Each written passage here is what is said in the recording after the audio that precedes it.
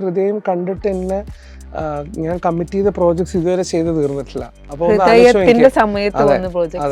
വിനീതേട്ടൻ അങ്ങനെ കൈപിടിച്ച് ഉയർത്തിയത് കൊണ്ട് മാത്രമാണ് ആ സിനിമ ചെയ്യാൻ പറ്റിയതും അതിനുശേഷം മറ്റവസരങ്ങൾ മറ്റ് ഭാഷകളിൽ നിന്നും വന്നതും ഇന്നും ആ പല ഇൻഡസ്ട്രിയിൽ വർക്ക് ചെയ്ത് മുന്നോട്ട് പോകാൻ പറ്റുന്ന ഒരു പക്ഷേ ആ സിനിമ കൊണ്ട് മാത്രമാണ്. കാരണം അത് എനിക്കിതൊരു ലൈഫ് ടൈം എക്സ്പീരിയൻസ് ആയിട്ടാണ് ആ സിനിമ വന്നത്. സ്റ്റോറി നരേറ്റ് ചെയ്യുന്ന സമയത്ത് ഒരിക്കലും ഇതിൽ ഇങ്ങനത്തെ ഒരു ഇമോഷണൽ മ്യൂസിക് ചെയ്യേണ്ടി വരും എന്നുള്ളത് ഞാൻ ഒരിക്കലും കരുതിയിരുന്നില്ല. കാരണം ത്രില്ലർ ഫിലിമാണല്ലോ.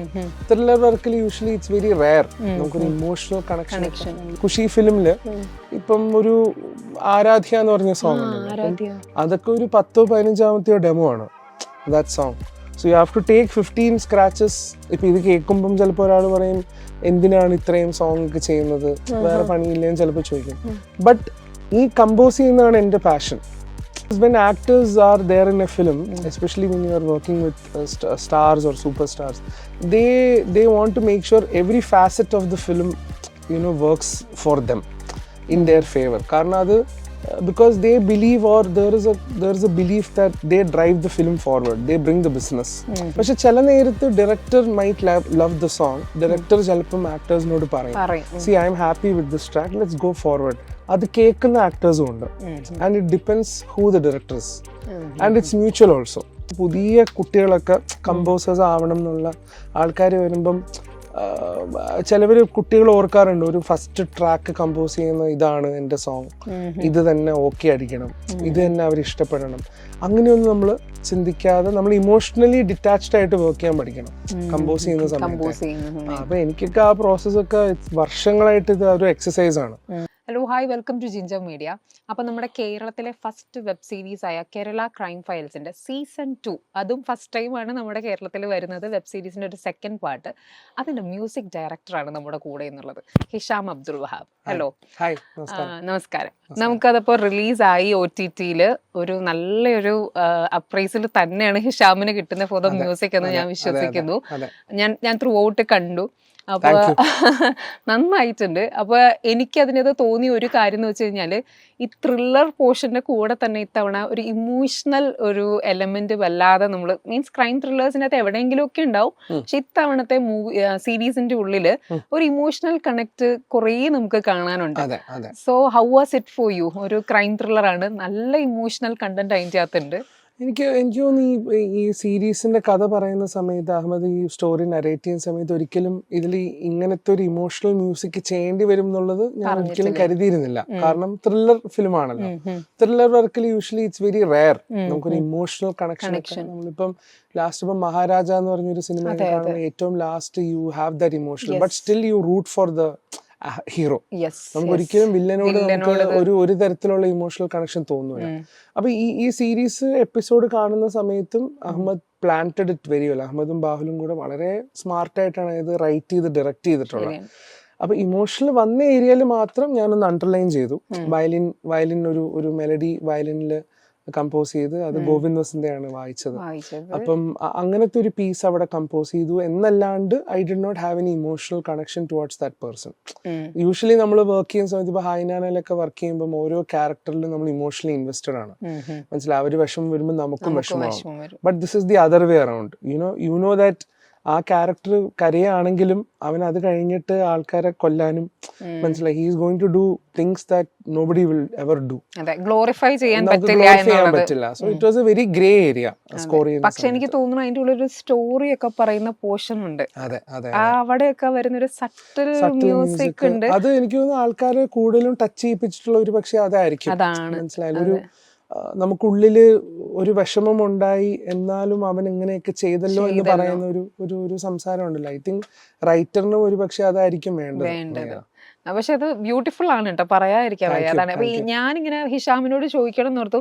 ഹിഷാമിന് പേഴ്സണലി മ്യൂസിക് ചെയ്യാൻ നേരത്ത് ഞാൻ കഴിഞ്ഞ തവണ നമ്മൾ മീറ്റ് ചെയ്തപ്പോൾ ഞാൻ പറയണ്ടായി, ഹിഷാം എന്ന് പറയുമ്പോൾ എനിക്ക് മനസ്സിലേക്ക് ഭയങ്കര സോഫ്റ്റ് ആയിട്ടുള്ള ഒരു മ്യൂസിക്. ഹിഷാം നമുക്ക് എപ്പോഴും പാടാൻ ഇഷ്ടമുള്ള കുറേ സോങ്സ് അങ്ങനെയാ തോന്നുന്നത്. ഈ ക്രൈം ത്രില്ലേഴ്സ് ചെയ്യുമ്പോൾ ഉള്ള ബുദ്ധിമുട്ട് എന്ന് ഞാൻ ചോദിച്ചായിരുന്നു.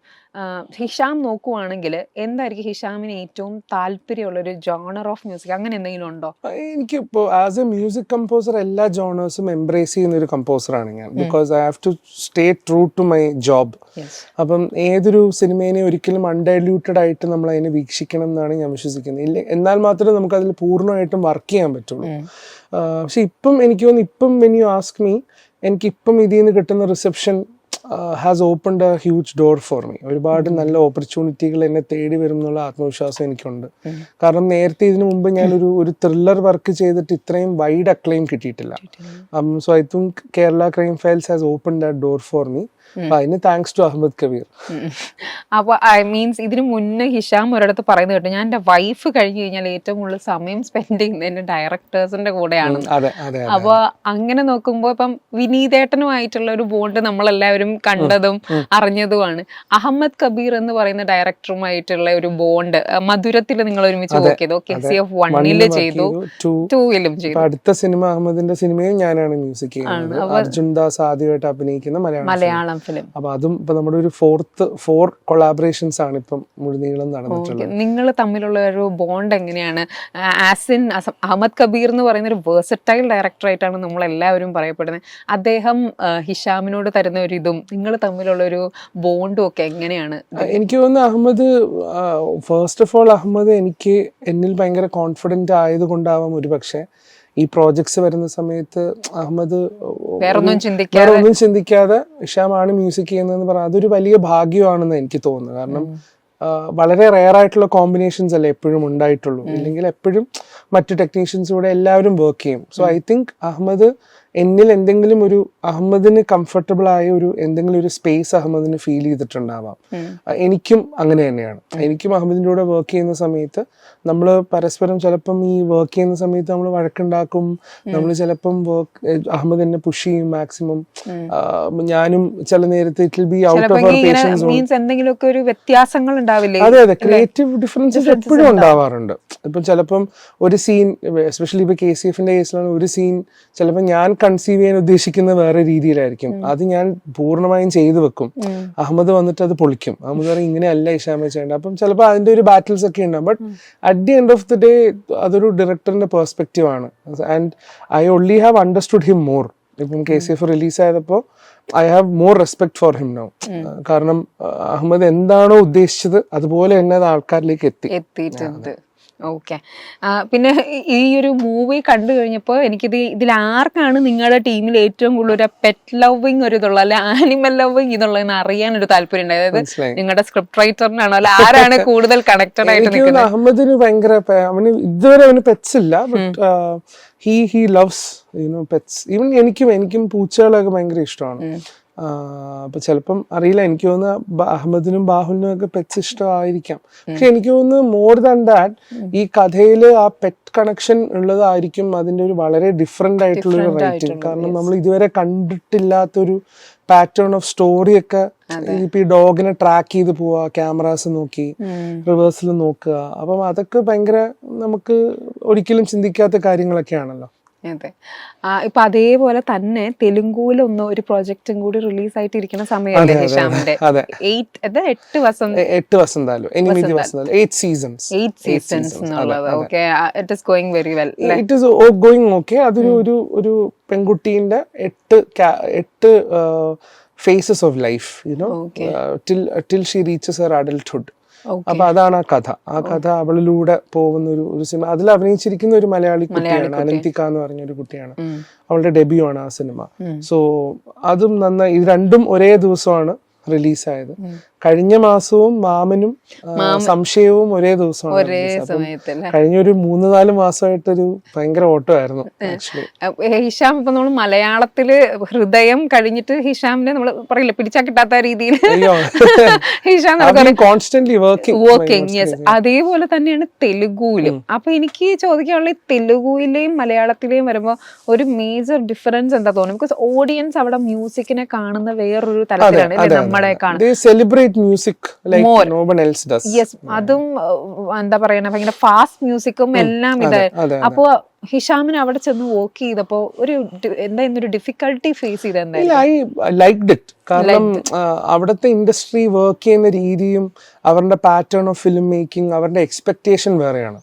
ഇപ്പൊ ഇവിടെയുള്ള ഫിലിം മേക്കേഴ്സും ഇപ്പോഴുള്ള ഫിലിംസും അല്ലെങ്കിൽ ഇപ്പൊ സംസാരിക്കുന്ന സ്റ്റോറീസും ഒക്കെ വളരെ ഡിഫറെന്റ് ആണ്. എനിക്ക് വളരെ ഓപ്പൺ ആയിട്ട് പറയാം, യു ഡോണ്ട് ഹാവ് സോങ്സ് ഉള്ള പടങ്ങൾ വളരെ കുറവാണ് മലയാളത്തിൽ. ഇപ്പൊ എനിക്കൊന്ന് റീസെന്റ് ആയിട്ട് 1-2 സിനിമ, അഭിലാഷം പോലുള്ള പടങ്ങൾ അല്ലാണ്ട്, and you don't have films where they cater to songs. അത് പക്ഷെ ആരുടെയും കുറ്റമല്ല, because film makers want to explore such topics. പക്ഷെ നമ്മളിപ്പോ തെലുഗുലോ തമിഴിലോ പോവാണെങ്കിൽ by default you need the songs to tell the story പോണെങ്കിൽ you need songs and they are happy with it. അത് കാണുന്ന പ്രേക്ഷകരും ഹാപ്പിയാണ്. അപ്പം അൺടിൽ ഇപ്പൊ ഈ മലയാളത്തിൽ സംഭവിച്ചിരിക്കുന്ന ഒരു റെവല്യൂഷൻ ഒരാൾ അവിടെ കൊണ്ടുവരാണ്ട്, I think that format stays the same there and I'm happy with both. ഞാനിപ്പോ ഇവിടെ വന്ന് ഇപ്പൊ KCF ചെയ്യുമ്പോൾ definitely you can't have any musical piece inside that series. നാളെ ഒരു ത്രില്ലർ ഫിലിം, ഇപ്പൊ ഫോർ എക്സാമ്പിൾ അഞ്ചാം പാതിര അല്ലെങ്കിൽ രാക്ഷസ് എന്ന് പറയുന്ന Tamil film, you don't have a kind of song for the film unless needed for promotional purposes. BGMs ആണ് important. So yeah, അതാണ് അതിന്റെ മേജർ ഡിഫറൻസ്. ഇപ്പൊ ഈ തെലുഗു മൂവീസിന്റെ കാര്യം പറയുമ്പോൾ നമ്മള് എനിക്ക് അറിയില്ല, ഞാൻ correct me I'm wrong. Yes, അതായത് അവിടുത്തെ actors they put so much into, means ഇവിടെ നമ്മൾ ഡയറക്ടേഴ്സും നിങ്ങൾ മ്യൂസിക് ഡയറക്ടറും അങ്ങനെയായിരിക്കും വരാം. അവിടെ ഈവൻ ആക്ടേഴ്സ് പോലും ഇന്ററപ്റ്റ് ചെയ്യും നമ്മുടെ വർക്കിൽ, അല്ലെങ്കിൽ എന്തെല്ലാമാണ് നടക്കുന്നതെന്ന് ഞാൻ കേട്ടിട്ടുണ്ട്. അത് എത്രത്തോളം ശരിയാണ്? ഇപ്പം ഹൈനാന നോക്കിക്കഴിഞ്ഞാൽ നാനി സാറ്, വിജയ് ദേവരകൊണ്ട കൃഷിയില്, മാമനിലാണെങ്കിൽ സൂരി സാറ്. ഞാൻ ചോദിക്കാണ്, അത് എങ്ങനെയാണ് ആ ഒരു വ്യത്യാസം? ശരിക്കും I think usually it's two sides of a coin. Because when actors are there in a film, especially when you are working with stars or superstars, they want to make sure every facet of the film works for them in their favor. കാരണം അത് because they believe, or there is a belief that they drive the film forward, they bring the business. ആൾക്കാരെ തിയേറ്ററിലേക്ക് കൊണ്ടുവരുന്ന പ്രേക്ഷകരാണ്, and there is no wrong about that because they are a integral part of that film. അവര് വരുമ്പോഴാണ് ആ cinema സംഭവിക്കുന്നത്. അപ്പോ you have to be ready. It's a part of your responsibility. The actor has to like the song. Sometimes it's like that. പക്ഷെ ചില നേരത്ത് director might love the song. Director ചിലപ്പം ആക്ടേഴ്സിനോട് പറയും, see I am happy with this track, let's go forward. അത് കേൾക്കുന്ന ആക്ടേഴ്സും ഉണ്ട്. And it depends who the director is. And it's mutual also. Sometimes actor ആയിരിക്കും works in favor for us. ചിലപ്പോൾ actor ആയിരിക്കും, ഈ പാട്ട് അടിപൊളിയാണ് ഷ്യാം ചെയ്തത്, let's think of this. ചിലപ്പം ഡയറക്ടർ പറയും, okay I think may be this is good. So it's A team work. It's A team work. അങ്ങനെ ഞാൻ എന്താ ഈ പറയാ, നമ്മളൊരു ചീസ് പോലെയാ, എവിടെ കൊണ്ട് ഇട്ട് കഴിഞ്ഞാൽ I try to mould myself into that shape. And എനിക്ക് തോന്നുന്നു Khushi and Hainana has helped me in that exercise. അവിടെ ചെന്ന് സെറ്റിൽ ഡൗൺ ചെയ്യാൻ അങ്ങനെ വലിയ പാടൊന്നും ഇല്ലായിരുന്നു. only if you are mentally ready for it. ഇപ്പം you have to be ready for setbacks. കാരണം ഒരു സോങ് ഓക്കെ ആവുന്നത് ഒരു ആദ്യം തന്നെ ചെയ്യുന്ന ട്രാക്ക് ആവില്ല. ഇതൊന്നും നമ്മൾ പുറത്ത് പറയാതെ, ഇപ്പൊ ഖുഷി ഫിലിമില് ഇപ്പം ഒരു ആരാധ്യ എന്ന് പറഞ്ഞ സോങ് ഉണ്ട്, അതൊക്കെ ഒരു 10-15 ഡെമോ ആണ് that song. So you have to take 15 scratches. ഇപ്പൊ ഇത് കേൾക്കുമ്പം ചിലപ്പോൾ ഒരാൾ പറയും, എന്തിനാണ് ഇത്രയും സോങ് ഒക്കെ ചെയ്യുന്നത്, വേറെ പണിയില്ലേന്ന് ചിലപ്പോൾ ചോദിക്കും. ബട്ട് ഈ കമ്പോസ് ചെയ്യുന്നതാണ് എന്റെ പാഷൻ, മനസ്സിലായില്ല? അതിൽ സന്തോഷം കണ്ടെത്തുക എന്നുള്ളതാണ്. ആ കമ്പോസ് ചെയ്യുന്നതിലാണ് നമ്മുടെ ഹൈ. അപ്പൊ ആ 15 സോങ് കമ്പോസ് ചെയ്യുമ്പോൾ നമുക്ക് 15 തവണ you are going into that high compose ചെയ്യുമ്പോൾ. സോ അതിൽ ഏതെങ്കിലും ഒരു സോങ് അവർ ഇഷ്ടപ്പെട്ട ഗുഡ്. ഇത് കേൾക്കുമ്പോൾ എനിക്ക് എന്റെ എഡിറ്റേഴ്സിനെ ഒക്കെ പെട്ടെന്ന് ഓർമ്മ വരുന്ന അവരോടല്ലേ ഞാൻ വെറുതെ ചോദിച്ചു. അതായത് ഒരു കറക്ഷൻ പറഞ്ഞു കഴിഞ്ഞാൽ 2 പ്രാവശ്യം ചെയ്ത് കഴിയുമ്പോൾ അത് നിങ്ങളുടേത് the process is huge അല്ലേ when making into music. I think it's there. See, ഇപ്പം ഫിലിം റൈറ്റ് ചെയ്യുന്ന, സ്ക്രീൻ പ്ലേ റൈറ്റ് ചെയ്യുന്നവർ എത്ര തവണ ഡയലോഗ് മാറ്റി എഴുതും ഞാൻ തന്നെ കണ്ടിട്ടുണ്ട്. ഇതിങ്ങനെ പ്രസന്റ് ചെയ്യാം, ഇതിങ്ങനെ പ്രസന്റ് ചെയ്യാം. ഇപ്പൊ ഒരു ഷോട്ട് എടുക്കുന്ന സമയത്ത് നമുക്ക് എങ്ങനെ ഷോട്ട് എടുക്കണം, ഏത് ആംഗിൾ വെക്കണം. സോ അത് ചില ഡയറക്ടേഴ്സ് ഒറ്റ അടിക്കാൻ എടുക്കുക. ഇപ്പം ഞാൻ വിനീതേട്ടന്റെ ഹൃദയം ഷൂട്ട് ചെയ്യുന്ന സമയത്ത് ഞാൻ സെറ്റിൽ പോകുമ്പോൾ വിനീതേട്ടൻ ഓൾറെഡി ഒരു കോമ്പോസിറ്റ് ഷോട്ട് ഉണ്ട്. ഹി ഹാസ് ഓൾറെഡി ഡിസൈഡഡ് ഇത് ഈ ആംഗിളിൽ നിന്ന് എടുക്കുക. അപ്പൊ ആ സ്ഥലത്ത് മാത്രമേ ക്യാമറ വെച്ച് എടുക്കുള്ളൂ. He does not have multiple cameras, വേറെ ഓപ്ഷൻസ് ഇല്ല. അപ്പം അങ്ങനെയുണ്ട് ചില film makers. So it depends as to with whom you are working.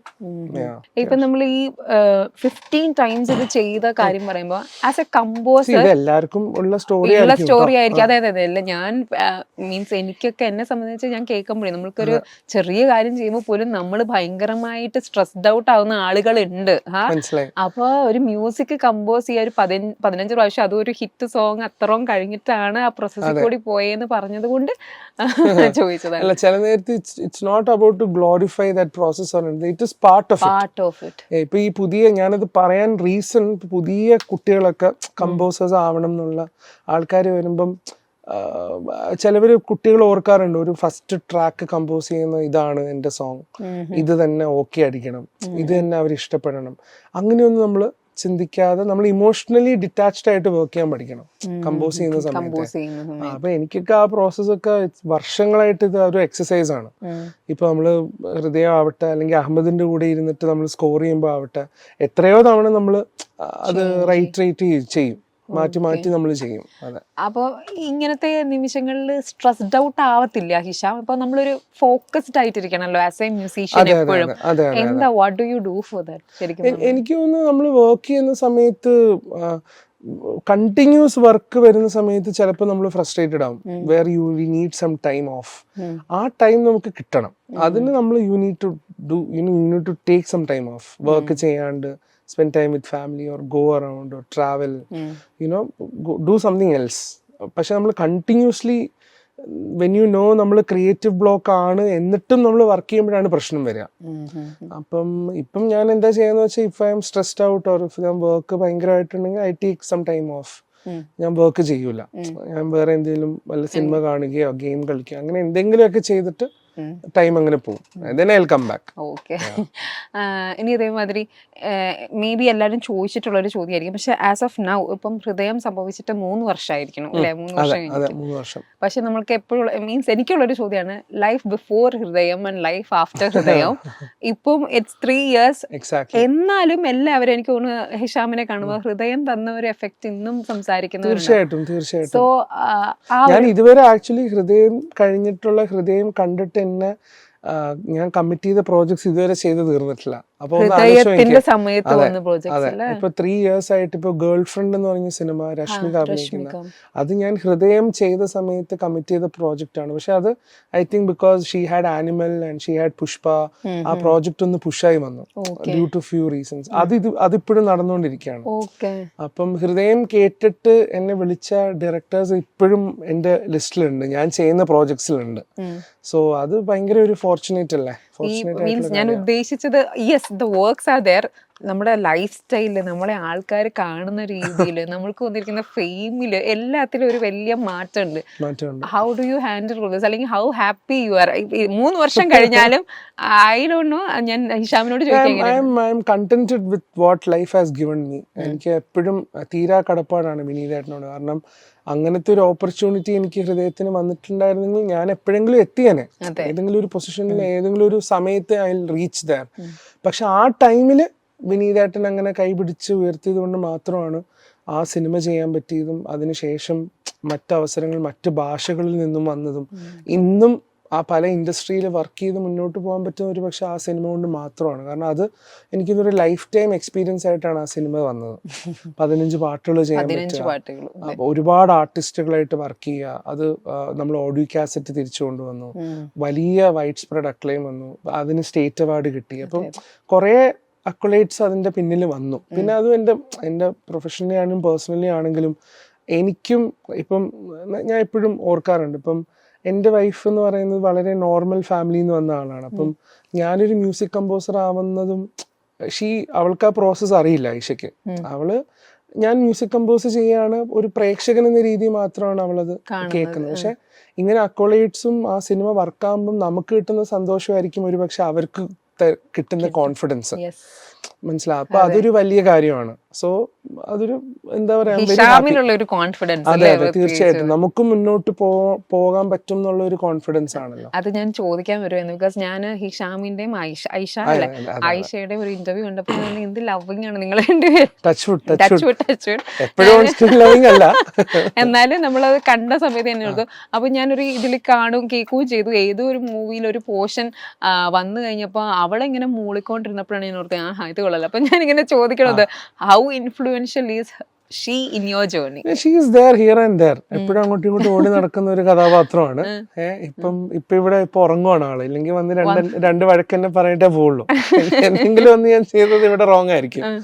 അപ്പം ഇപ്പം ഹൃദയം സിനിമയിലെ ട്രെയിൻ അനൗൺസ്മെന്റ് ഉണ്ട്. ആ ഫിലിം തുടങ്ങുന്ന സമയത്ത് മനസ്സേ സോങ്ങിന്റെ ആ ട്രെയിൻ അനൗൺസ്മെന്റ് ഐഷാന്റെയാണ്. അപ്പൊ അവളാണ് ആ ട്രെയിൻ അനൗൺസ്മെന്റ് ഒക്കെ ചെയ്തത്. പിന്നെ ഹായ്നാനയിലെ ഒരു ഹമ്മിങ്, അത് ഒരു സ്ഥലത്ത് ഞാൻ സ്റ്റക്കായിരുന്നു, ഞാനും ഡയറക്ടറും കമ്പോസ് ചെയ്യുമ്പോൾ. അപ്പൊ അവള് വെറുതെ മൂളി. അപ്പൊ ഞാൻ ഒരു തോക്കായിരുന്നു ഈ ഹമ്മിങ് യൂസ് ചെയ്തിട്ട് നമുക്ക് എന്തെങ്കിലും ചെയ്താലോ. അപ്പൊ ഡയറക്ടറിനും അത് ഇഷ്ടമായി. അപ്പൊ അങ്ങനെയൊക്കെ ഞാൻ എന്താ മാക്സിമം ചെയ്യാന്ന് വെച്ചാൽ I just try to make her part of the films. അവർക്കതൊരു സന്തോഷമല്ലേ, എന്തെങ്കിലും ഒരു രീതിയിൽ അവർക്കൊരു ഡെസിഗ്നേഷൻ അവർക്ക് കൊടുക്കുമ്പം ദേ ആർ ഓൾസോ ഹാപ്പി. നമുക്ക് ചുറ്റുമുള്ള ആൾക്കാർ സന്തോഷിക്കുകയാണെങ്കിൽ അത് എനിക്കും അത് ഭയങ്കര സന്തോഷമുള്ള കാര്യമാണ്. നമുക്ക് സമാധാനം വേണമല്ലോ. എൻഡ് ഓഫ് ദ ഡേ സമാധാനം വേണമല്ലോ. പക്ഷെ ദാറ്റ് വാസ് ബ്യൂട്ടിഫുൾ. അതിങ്ങനെ ഔട്ട് ഓഫ് സിൻസിയറിറ്റി ആണ് കേട്ടോ. എനിക്കും അവളുടെ ഒക്കെ സന്തോഷം അത്രേ ഉള്ളൂ. അത് ഞാൻ ഈ നേരത്തെ പറഞ്ഞ പോലെ ഒരു ടിപ്പിക്കൽ ഒരു ലേഡി ചിലപ്പോൾ നമ്മൾ കുറച്ച് എക്സ്പെക്ടേഷൻ ഉണ്ടാവും, ഷോപ്പിങ്ങിന് പോവാ അല്ലെങ്കിൽ പുറത്ത് പോവാ, you know busy with friends or travelling. പക്ഷെ ആൾ അങ്ങനെയൊന്നും അല്ല. ആള് എന്റെ സെൽഫ് ബെറ്റർമെന്റിന് എന്തൊക്കെ ചെയ്യാവോ അതിനൊക്കെ ആൾ ഇൻവെസ്റ്റ് ചെയ്യും. അവള് CA പഠിക്കുന്ന ഒരാളായിരുന്നു. കല്യാണം കഴിഞ്ഞിട്ട് പിന്നെ അത് പോസായി, CA ഒക്കെ പോസ് ചെയ്തു. അപ്പൊ ഞാൻ എപ്പോഴും പുഷ് ചെയ്യും, CA കണ്ടിന്യൂ ചെയ്യുക, അത് തീർക്കണം എപ്പോഴും ഞാൻ പറയാറുണ്ട്. പക്ഷെ ആൾക്ക് she's happy where she is. ഇങ്ങനെ നമ്മളെ കെയർ ചെയ്ത് യുനോ ഷീസ് ഹാപ്പി. കാരണം വീട്ടിൽ തന്നെയാണ് സ്റ്റുഡിയോ. അപ്പം നമ്മുടെ അസിസ്റ്റൻസ് ഇവിടെയാണ് വന്ന് വർക്ക് ചെയ്യുന്നത്. So she's happy with you know the circle that she's in. ഡയറക്ടേഴ്സും ഇവിടെയാണ് കമ്പോസ് ചെയ്യുമ്പം. അപ്പൊ അവൾ ആ എൻവയൺമെന്റ് അവൾ പ്യൂറായി കീപ്പ് ചെയ്യാന്നുള്ളതാണ് ആള് ചെയ്യാറുള്ളത്. ഇതെല്ലാം പറയുമ്പോ ഹിഷാം ഈ മീൻസ് പറയുന്ന കേട്ടിട്ടുണ്ട്, ചെറുതിലെ ഹിഷാമിനൊരു പാട്ട് ദിൽസേ കേട്ടിട്ടാണ് ഹിഷാമിന് എപ്പോഴും ഉള്ളിൽ ഇങ്ങനെ വന്നത് ടു ബി എ മ്യൂസീഷ്യൻ.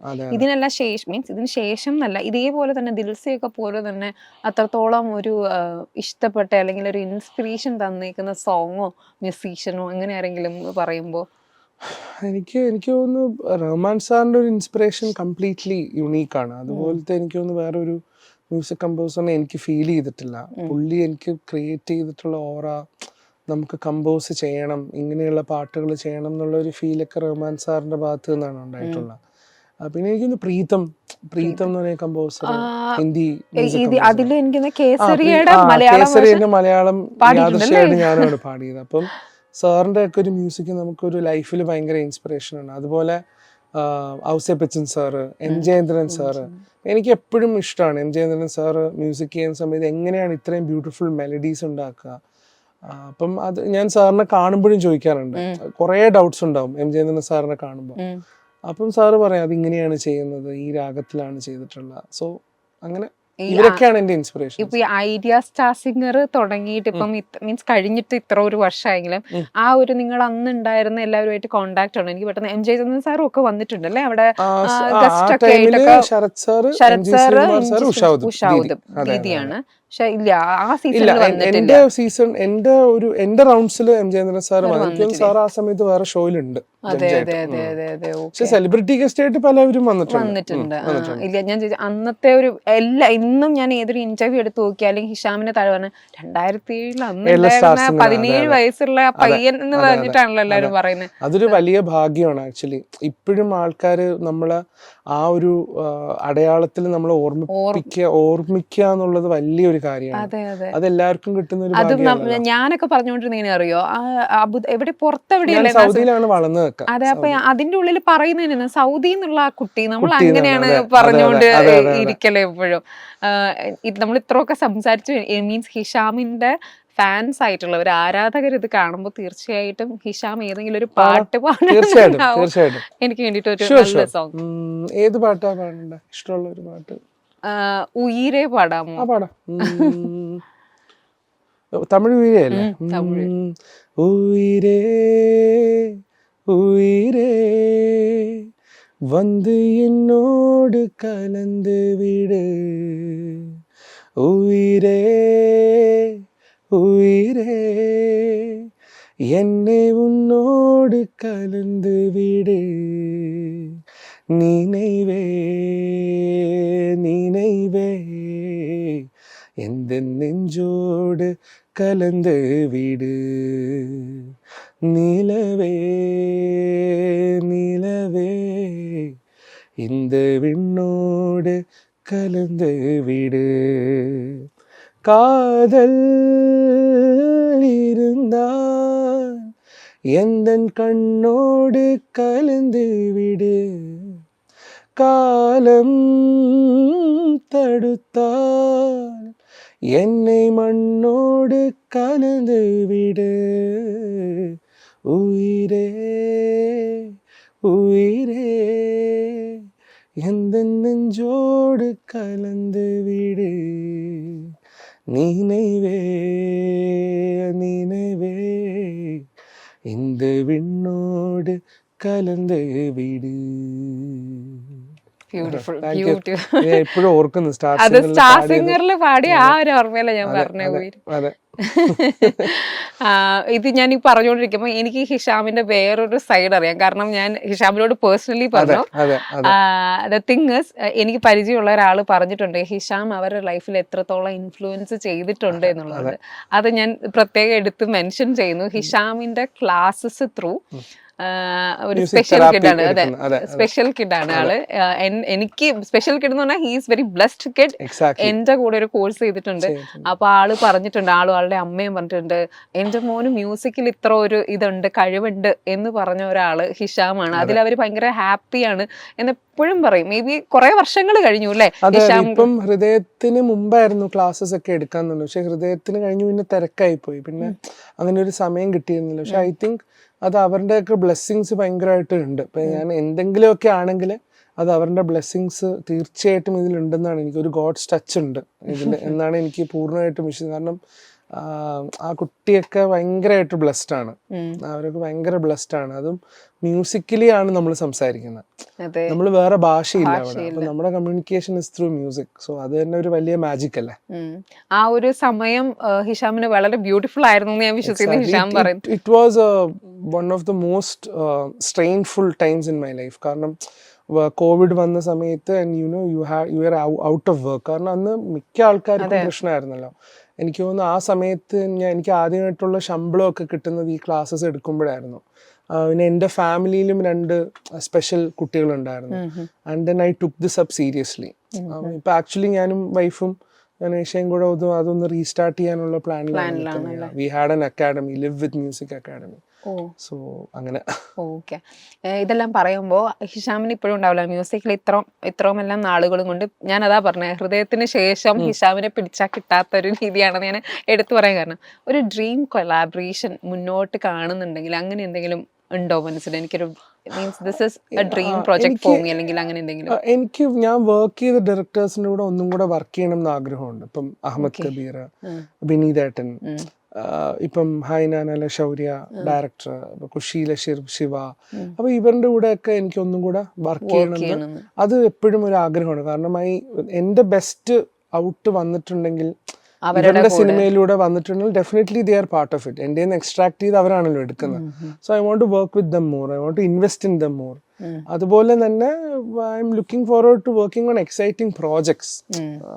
ഏറ്റവും നല്ല ടീമിന്റെ കൂടെ വർക്ക് ചെയ്യണമെന്ന ആഗ്രഹമുണ്ട്. വിനീതേട്ടന്റെ ഏതെങ്കിലും ഇനി വരുന്ന സിനിമയിൽ ഭാഗമാണ് തീർച്ചയായിട്ടും ആഗ്രഹമുണ്ട്. അത് ഞാൻ എപ്പോഴും ചോദിക്കാറുമുണ്ട്. ഇപ്പം വിനീതേട്ടന്റെ അടുത്ത സിനിമ ഷാനക്കയാണ് മ്യൂസിക് ചെയ്യുന്നത്. അതിന് ഞാൻ പാടിയിട്ടുണ്ട്. അപ്പൊ അത് ഭയങ്കര സന്തോഷമുള്ള കാര്യമാണ്. അപ്പം അവരുടെ ടീമിൽ ഒരു അംഗമായിട്ട് നമ്മൾ കാണാൻ സന്തോഷമാണ്. അതിപ്പോ നമ്മൾ ഇതിലും കണ്ടതാണല്ലോ, വർഷങ്ങൾക്ക് ശേഷവും കണ്ടതാണ്. Okay, so thank you so much Hisham. It was nice time talking to you. ഇനിയും ഒത്തിരി നല്ല നല്ല മ്യൂസിക് പ്രൊജക്ട്സ് ഞങ്ങൾക്ക് വരട്ടെ. And I expect some independent projects as well other than this. Soon. It okay, will be out soon. Sure Soon, sure. very soon. Okay, thank you. ഇത് കാണുന്ന പ്രേക്ഷകർക്കും എല്ലാവരോടും നന്ദി, നമ്മൾ സപ്പോർട്ട് ചെയ്തതിന്. Thank you. Thank you so much.